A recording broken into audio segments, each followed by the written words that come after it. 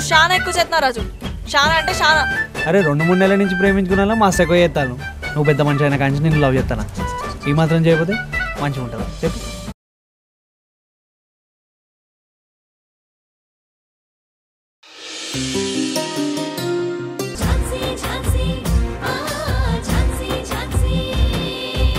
ఇప్పుడు సోల్మేట్ అంటూ హక్ చేసుకున్న మనమే ఫ్యూచర్ లో ఏదో ఒక దాని కోసం శత్రువుల్లా మారి యుద్ధం చేసుకోవచ్చు.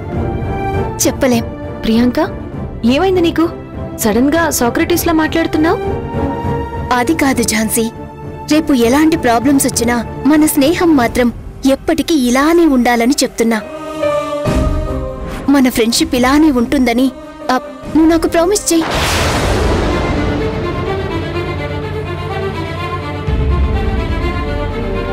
సరే సరే అనడం కాదు, ప్రామిస్ చెయ్యి.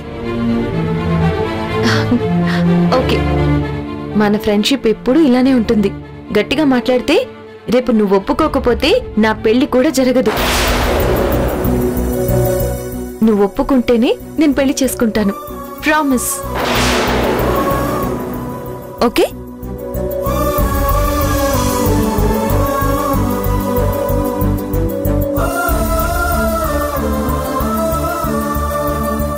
ఓకే, నేనొప్పుకుంటేనే మీ పెళ్ళవుతుంది, లేకపోతే కాదు. అంతేగా? అంతేగా. అలా అని ప్రామిస్ చేశాను కదా. నీకు నా మీదున్న నమ్మకానికి thank you so much Jhansi. I love you. Love you two. సరే, ఇక బయలుదేరతాను. హాస్పిటల్లో నాకు వర్క్ ఉంది. సరే, బాయ్.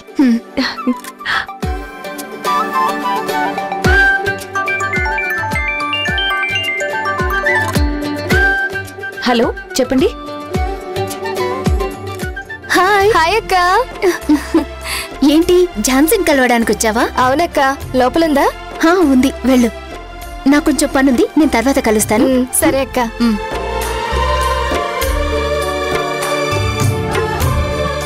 అక్క, కంగ్రాచులేషన్స్ అక్క. Thank you Rani. Gautam sir నువ్వు ఒకటైపోయారు. ఆల్ సెట్ అక్క. ఇప్పుడే నాకు అసలు భయం పట్టుకుంది రాణి. వాళ్ళ ఇంట్లో వాళ్ళ గురించి నీకు తెలుసు కదా. ముందు పిల్లల్ని వాళ్ళకి దగ్గర చేయాలి, తర్వాత వాళ్ళు మమ్మల్ని యాక్సెప్ట్ చేయాలి. ఇదంతా జరుగుతుందంటావా? తప్పకుండా జరుగుతుందక్క. నువ్వేం భయపడకు. గౌతమ్ సార్ నీకు తోడుగా ఉంటారు. నువ్వు అనుకున్నవన్నీ జరుగుతాయి. ఈ శుభ సందర్భంలో మీ ఇద్దరికి మా ఇంట్లో లంచ్ ఏర్పాటు చేస్తున్నాను.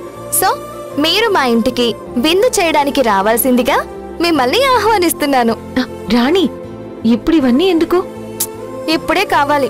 మీరు తప్పకుండా రావాలి, లేకపోతే నేను ఒప్పుకోను. అంతే, సరేనా? వద్దని చెప్తున్నాను కదా. ప్లీజ్ అక్క, నా సంతోషం కోసం. నిజానికి మిమ్మల్ని ఏ రెస్టారెంట్కో తీసుకెళ్దాం అనుకున్నా, కానీ ఇంట్లో అయితే ఫ్రీగా ఉండొచ్చు కదా, అందుకే పిలుస్తున్నా. ఈ ఇడ్లీ బండి రాణి ఇంటికి నువ్వు వచ్చి కూడా చాలా రోజులు అవుతుంది కదా, అందుకే ఖచ్చితంగా రావాలి. అది కాదు రాణి, మీరు వస్తున్నారు అంతే. బాయ్. రాణి,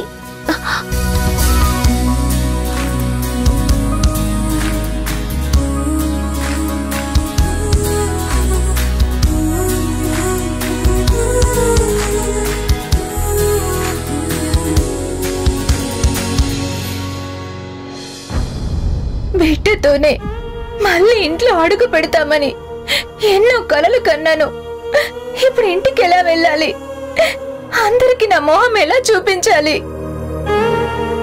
పుట్టబోయే బిడ్డ కోసం ముందుగానే బట్టలు బొమ్మలు కొన్నాం.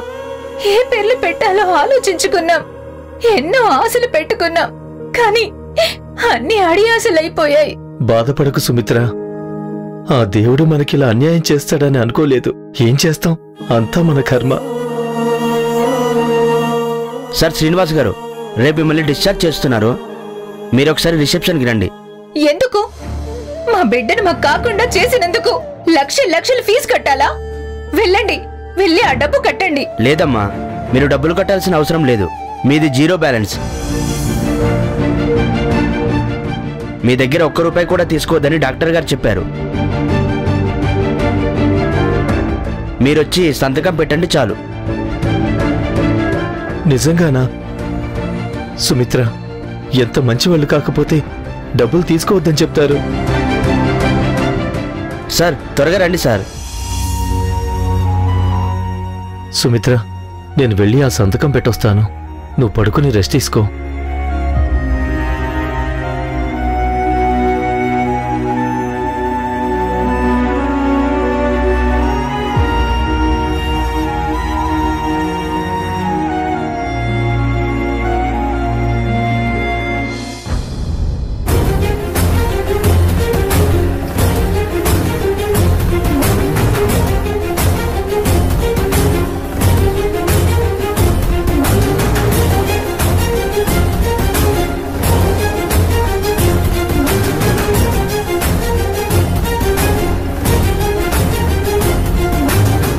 సుమిత్ర శ్రీనివాసులకి మీ శ్రేయోభిలాషి రాయినది. ఇన్నాళ్లుగా మీరు పడుతున్న బాధకి పరిష్కారం దొరికింది. మీ ఆశలు ఫలించాయి. అయితే కేవలం ఒకరు చేసిన మోసానికి మీ అదృష్టం దురదృష్టంగా మారిపోయింది. ఈ విషయం ఏంటో మీకు ఇప్పటికీ అర్థమై ఉంటుంది.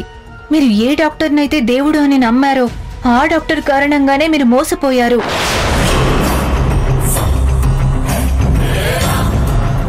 పురిట్లోనే మీ బిడ్డ చనిపోయాడన్నది నిజం కాదు, పచ్చి అబద్ధం.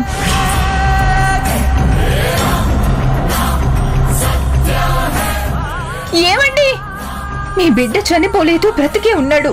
మధ్య తరగతి వాళ్ళైనా మీ బిడ్డగా కాదు, ధనవంతులైన తనూజ వాసుదేవుల బిడ్డగా మారిపోయాడు. హాస్పిటల్ వాళ్ళ చేతి వాటంతో మీ బిడ్డ మార్చబడ్డాడు.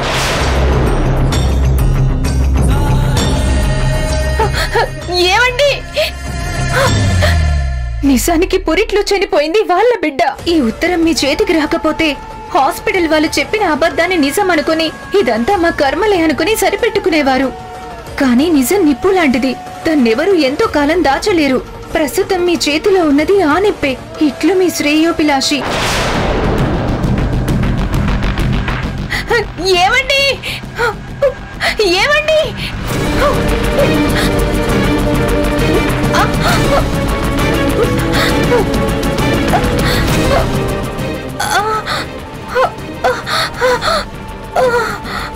ఏమండి,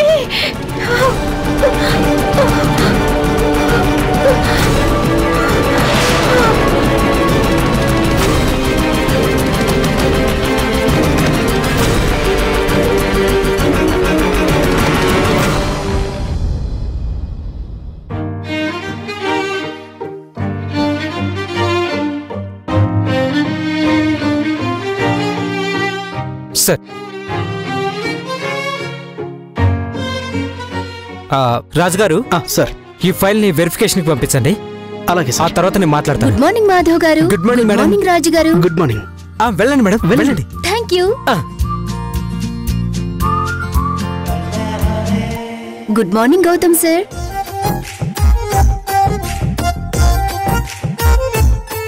తనేంటి పొద్దున్న ఇలా తగలబడింది? హాయ్ సార్, ఏం చేస్తున్నారు? నా పని నేను చేసుకుంటున్నాను. అయినా మీరేంటి ఇలా వచ్చారు? ఏం పనిలేదా? ఉంది, కానీ మిమ్మల్ని చూడాలనిపించింది, వచ్చేసాను. సరే, నేను చెప్పింది మీ ఇంట్లో వాళ్ళకి చెప్పారా? మొన్నటి వరకు నా పేరెంట్స్ కి నేను ఒక అబ్బాయిని ప్రేమిస్తున్నాను, కానీ అతను నన్ను ప్రేమించడం లేదు అని చెప్పి ఏడుస్తుంటే నన్ను చూసి వాళ్ళు ఏడ్చారు. కానీ చివరికి నా కలల రాకుమారుడు మీరే అని తెలిసి చాలా హ్యాపీగా ఫీల్ అవుతున్నారు.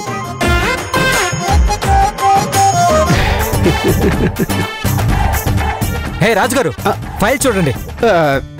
పెళ్లి సంబంధం మాట్లాడుకుని మన రెండు ఫ్యామిలీలు సంతోషంగా ఉన్నాయి. ఇప్పుడు నేను మళ్ళీ వెళ్ళి లేదు డాడీ, నాకు ఈ పెళ్లి ఇష్టం లేదని నేనెలా చెప్పగలను చెప్పండి? సరే, మీకిష్టం లేదని కాకుండా నాకిష్టం లేదని చెప్పండి. నేను అలా కూడా చెప్పలేను సార్, ఎందుకంటే వాళ్ళిప్పటి వరకు విసిగిపోయున్నారు పాపం. నేను మళ్ళీ వాళ్ళని బాధ పెట్టదలుచుకోలేదు. మరి ఏం చేద్దాం అనుకుంటున్నారు? నాకేం తెలుసు, just go with the flow. అసలు మీరు ఏం చేస్తున్నారో మీకైనా అర్థం అవుతుందా? ఏం చేయాలో అర్థం కాకే ఇక్కడికొచ్చాను. చూడండి, ఝాన్సీ మీ ఫ్రెండ్ అని తెలిసి కూడా మీరిలా మాట్లాడడం. Of course, Jhansi is my best friend. ఒక్క మాటలో చెప్పాలంటే నాకు మీరెంతో ఝాన్సీ కూడా అంతే. చెప్పాను కదా ఇద్దరికి లైన్ క్లియర్ అని. సార్ ప్రియాంక మేడంనే లవ్ చేస్తున్నారు. భలే జోకులేస్తారండి రాజుగారు. సారు ఝాన్సీ మేడంని లవ్ చేస్తున్నారు, ప్రియాంక మేడంని కాదు. చంపేశారండి బాబు. సార్ లవ్ చేస్తుంది ప్రియాంక మేడంనే.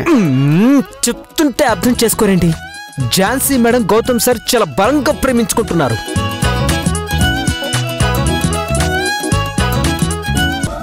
అయ్యో మీకు విషయం అర్థం కావడం లేదు. ఈవిడ ఆయన లవ్ చేసుకుంటున్నారు. ఆ విషయం నాకు డైరెక్ట్ గా ఈవిడే చెప్పింది. ఆ రోజు మీరు లీవ్ లో ఉన్నారు. నేను లీవ్ లో ఉంటే ఉండొచ్చండి, కానీ లవ్ లో ఉన్నది మాత్రం ఆవిడ మన సారే.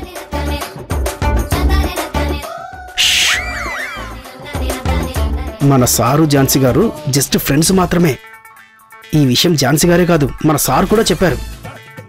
నా దరిద్రం కొద్దీ మీరు ఆ రోజు డ్యూటీకి వచ్చి చావలేదు. నిజం చెప్పండి రాజుగారు, మనలో మన మాట. మీకు ఉద్యోగం రికమెండేషన్ వల్లే వచ్చింది కదా. చెప్తుంటే అర్థం చేసుకోరేంటండి? సార్ ఝాన్సీ గారిని లవ్ చేస్తున్నారు. మాధవ్ గారు, మీకు ఈ మీద చాదస్తం బాగా ఎక్కువైపోయింది. సారు ప్రియాంక మేడంనే ప్రేమిస్తున్నారు. ఒకటోసారి ప్రియాంక మేడంనే, రెండోసారి ప్రియాంక మేడంనే, మూడోసారి కూడా ప్రియాంక మేడంనే. నా కర్మ ఒకటోసారి, నా కర్మ రెండోసారి, నా కర్మ మూడోసారి. రాజన్నయ్య, మాధవన్నయ్య, ఇలా రండి. మేడం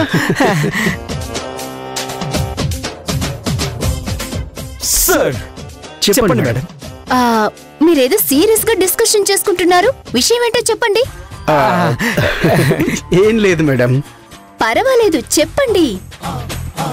వద్దు మేడం, మా సార్ చిరాకు పడతారు.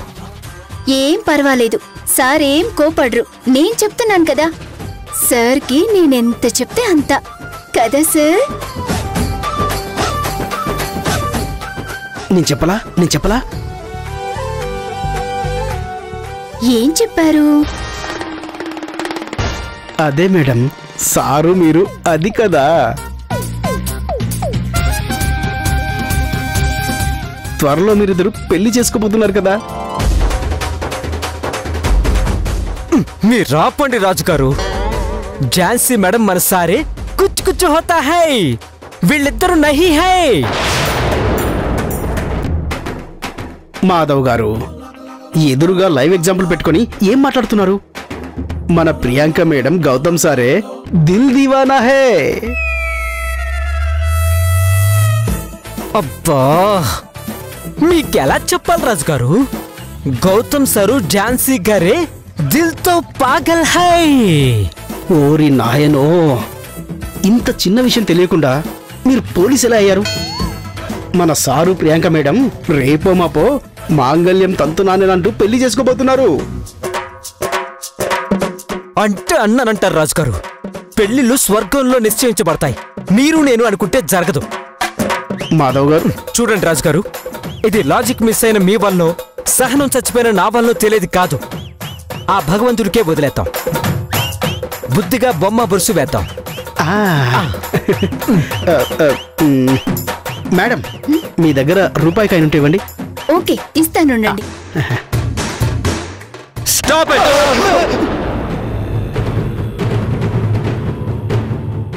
మీరేం మాట్లాడుతున్నారో మీకు తెలుస్తుందా? అసలు మీరు పోలీసులేనా? వెళ్ళండి. సార్,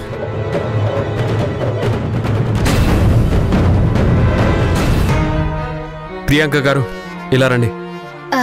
దేనికి సార్? రండి.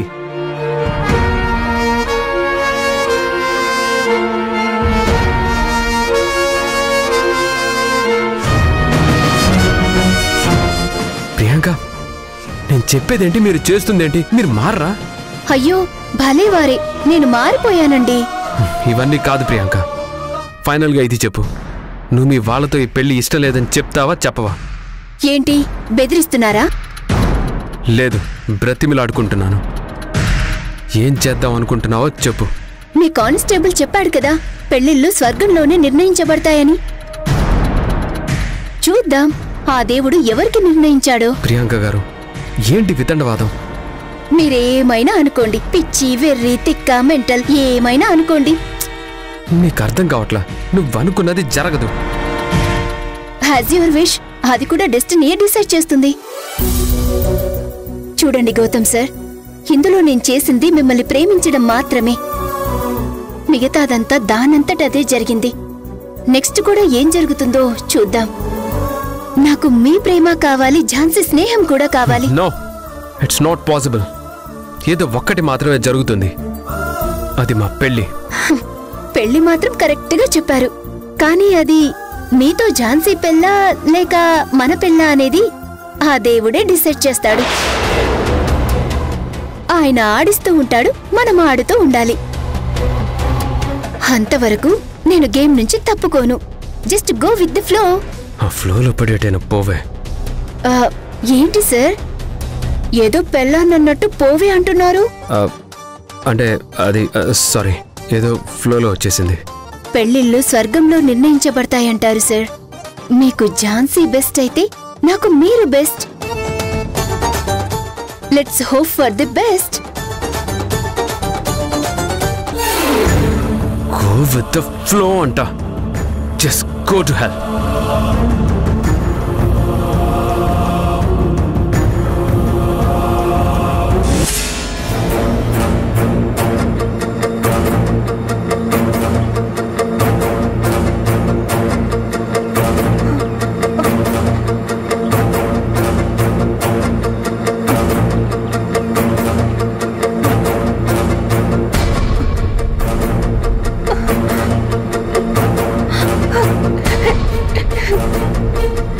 నా బిడ్డ బ్రతికే ఉన్నాడు.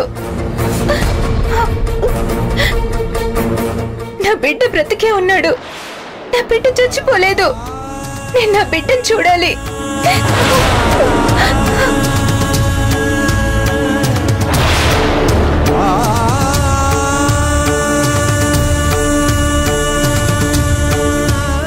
ఏమండి, ఆ లెటర్లో తనుజ వాస్తవుల పేర్లున్నాయి కదా. నా బిడ్డ బ్రతికి ఉన్నాడంట. నా బిడ్డ నాకు కావాలి. నా బిడ్డ నాకు కావాలి. సిస్టర్ చెప్పండి. ఇక్కడ పేషెంట్ తనుజ వాళ్ళ రూమ్ ఇదే. నా బిడ్డ నాకు కావాలి.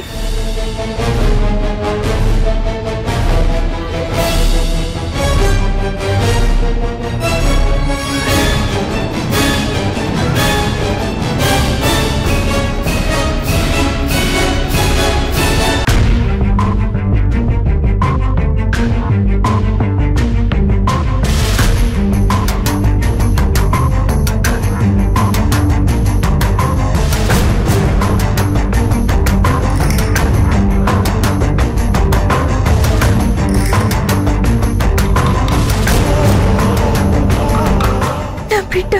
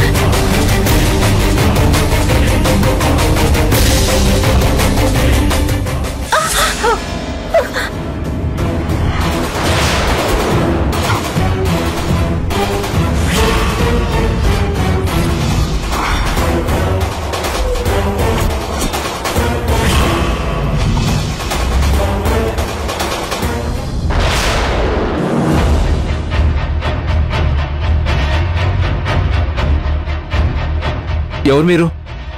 ఇక్కడేం చేస్తున్నారు? మా బిడ్డను ఎందుకు ఎత్తుకున్నావు?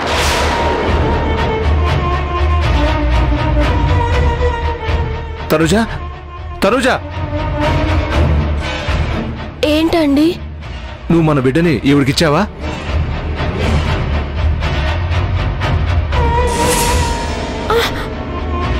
లేదండి, నేనేమి ఇవ్వలేదు. దొంగతనంగా మా బిడ్డను తీసుకెళ్ళాలని చూస్తావా? ఇవ్వు లేదు, ఇవ్వు. నా బిడ్డ, నా బిడ్డ, నా ఇవ్వమంటుంటే బిడ్డ, ఇవ్వు. నర్స్, ఇక్కడ మా బిడ్డను ఎత్తుకుపోవాలని చూస్తుంది, రండి. ఇవ్వను. నా బిడ్డ నాకు ఇచ్చేసాయి. ఇవ్వండి. లేదు, మీరు అబద్ధం చెప్తున్నారు. వీడు నా బిడ్డ. నా బిడ్డ నేను ఇవ్వను. ఏమైంది సార్? ఏం జరుగుతుంది ఇక్కడ? ఎవరో మా బిడ్డను తీసుకెళ్ళిపోతుంది. ఇవ్వు. నేను సుమిత్ర, ఇవ్వను. ఏం చేస్తున్నావు? వాళ్ళ బిడ్డను వాళ్ళకి ఇచ్చేసేయ్. లేదండి, మన బిడ్డే. వీళ్ళు అబద్ధం చెప్పి మనల్ని మోసం చేస్తున్నారు. పాపం ఇవ్వడం మెంటల్ గా అప్సెట్ అయినట్టుంది. సార్ బిడ్డనిచ్చి ఆవిడ్ని తీసుకెళ్ళండి. సుమిత్ర, బిడ్డనిచ్చేయ్. నేను ఇవ్వను. నువ్వెవరు నా బిడ్డని ఇవ్వమని చెప్పడానికి? సుమిత్ర, ఇచ్చేయ్. నేను ఇవ్వను. అరే ఇవ్వు. నా బిడ్డ. మేడం మేడం పదండి పదండి మేడం. మేడం బయటికి పదండి.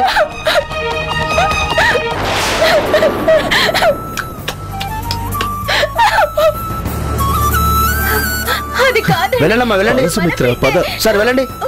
వెళ్తున్నా. వెళ్ళండి సార్. అది కాదు. పద సుమిత్ర. సార్ వెళ్ళండి. నా మాట విను. వాడు పద. మన బిడ్డనండి. పద సుమిత్ర. నా మాట నమ్మండి. ఏంటండి ఇది? మనం ఇక్కడ నుంచి తొందరగా వెళ్ళిపోదాం. డిశ్చార్జ్ చేయమని చెప్పండి. ఆల్రెడీ డిశ్చార్జ్ సమ్మరీ రాసేశారు. మనం రేపే వెళ్ళిపోవడం. నువ్వేం కంగారు పడకు. పాపం ఆవిడ బిడ్డ పోయిందన్న బాధలో మెంటల్గా బాగా డిస్టర్బ్ అయినట్టుంది. అందుకే ఇలా చేసింది. Don't worry.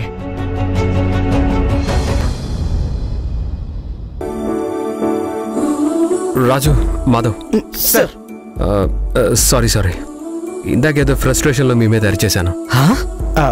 మా మీద అరిచారా? ఎప్పుడు సార్? ఎందుకు ఏమన్నారు సార్ మమ్మల్ని? అదేంటి, మీకేం గుర్తులేదా? అది మేము ఎప్పుడూ మర్చిపోయాం సార్. ఇలాంటి సిచ్యువేషన్లో అలాంటి ఫ్రస్ట్రేషన్ కామన్ సార్. మాకు మీ నుండి ఎలాంటి అపాలజీ అవసరం లేదు సార్. మాధవ్ గారు సరే, మీ పని చూసుకోండి. Okay sir.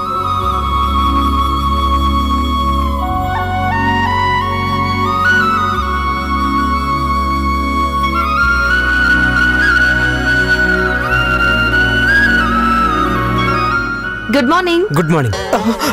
Good morning madam. వెళ్ళండి మేడం, వెళ్ళండి.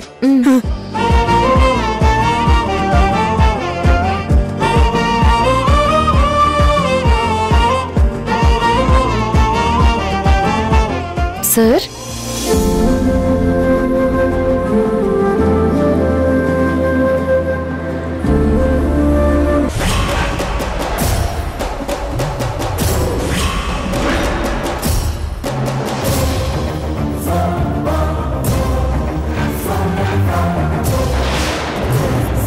ఏంటలా రోడ్డు వైపు చూస్తున్నారు? ఆ బైక్ మీద వెళ్ళిన కుర్రాడు మా దీపక్లా కనిపిస్తాను.